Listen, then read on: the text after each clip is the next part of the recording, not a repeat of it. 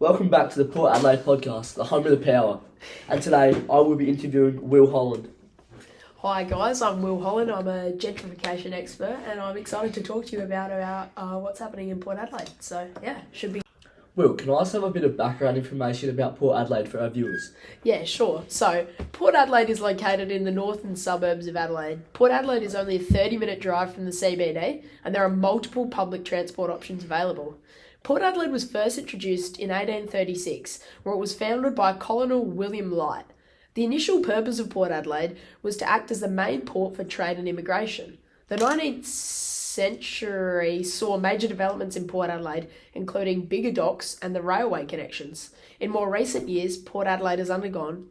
So Will, what are some positives about Port Adelaide? Oh, what a great question, Tom. Well, Port Adelaide is a good location to invest in for a number of reasons, such as economic growth, property market, infrastructure development, employment opportunities, population growth, diversity. It is cheap and it is close to the beach.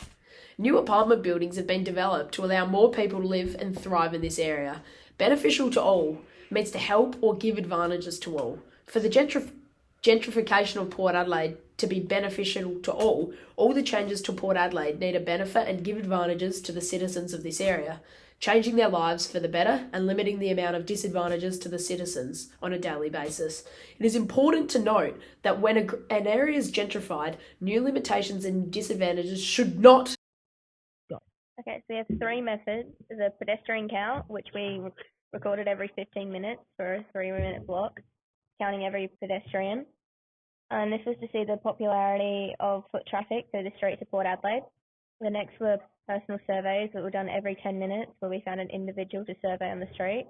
This was to get opinions of people in Port Adelaide for further investigation. And then the last one was a bipolar analysis that happened every 5 minutes, where we'd fill out the questionnaire. And this was to take into consideration that parts of Port Adelaide are more highly developed. What are you watching? Is pink. Gentrification in Port Adelaide has occurred in multiple suburbs, impacting the area significantly both socially, economically and environmentally. Throughout the years, Port Adelaide was gentrified. Industrial business grew while simultaneously limiting the impact on the citizens and environment. An example of this is the Australian Submarine Corporation, which was established in 1985, employing a whopping 15,000 people in various sites after gentrification. This gave the citizens of Port Adelaide a stable job with a good salary, helping benefit the area. The ASC, along with many other businesses, gave the citizens of Port Adelaide more job opportunities. As seen with our interviews, as most of the individuals were in the area for work-related reasons. This suggests that through gentrification, Port Adelaide has boomed in the job market, benefiting their citizens with stable sources of income, resulting in lower crime rates such as theft. Using the bipolar source analysis, it is clear that many areas in Port Adelaide and Newport are residential based, indicating that throughout the gentrification process, residential areas were at the heart of revitalisation, utilising the heritage buildings of a mix of old and new was created in residential areas, providing residents with a new apartment blocks, houses and parks in and around historic buildings. This has a social impact on the area, benefiting the citizens with adequate resources to increase well-being in the area. The regentrification of Port Adelaide has also assisted in eliminating harsh stereotypes of the area, dating back to the industrialisation of Port Adelaide back in the 1970s. Before gentrification of the area started, along with our bipolar analysis, interviews of locals were completed in the exhaustion in the area. Many people in the area were happy to talk to us about their thoughts. We surveyed a worker at the shipyards who was extremely happy for someone working at the ship docks. He said that he travelled from afar to get to work but hasn't had much experience with being around the area. He said that transport options were helpful with the train station being near, but was limited as trains only left with 30 minutes, but fares were relatively cheap with $4. The group also interviewed many people throughout the hospitality industry, with many shop owners and workers expressing their distress. They said they were all appalled at the amount of car park spaces around the area, not allowing them to park easily, and having to spend 10 minutes before going into work. This is a major issue, not having car parks. This is a major issue as not having car parks can increase travel time. Gentrification of Port Adelaide. This is what helps drive the house market. It was found that throughout the summer of Port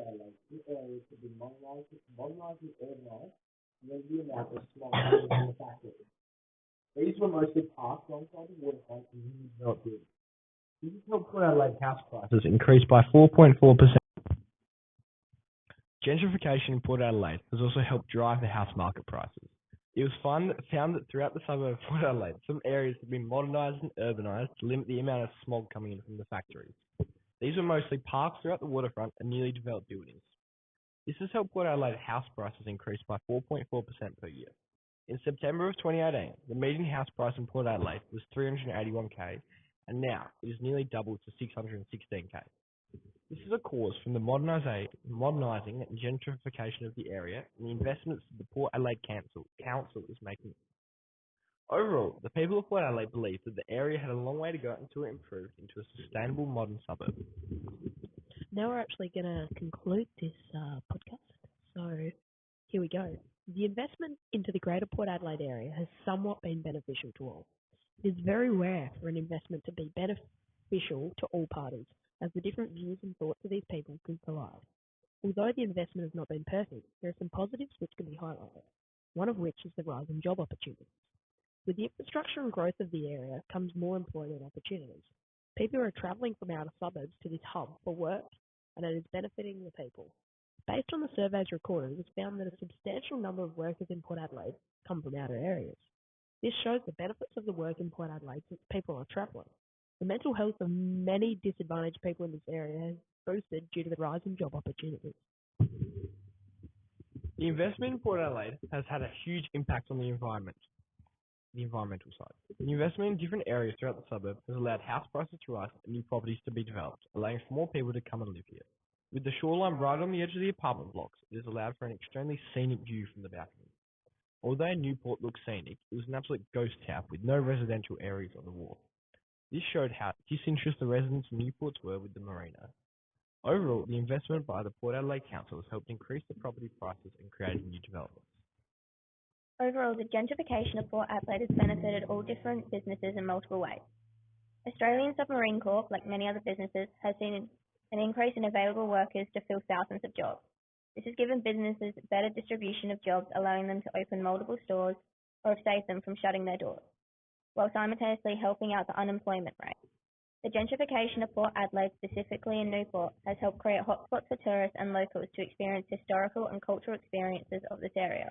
With more people now visiting Newport, small and large businesses have seen an increase in profit as more goods and services are now being purchased. Along with the increase of tourists, many citizens have now permanently moved to the area. According to atlasid.com.au, many residential areas are now high-income households, meaning that they have spare cash to spend on small businesses, allowing Newport's economic state to thrive.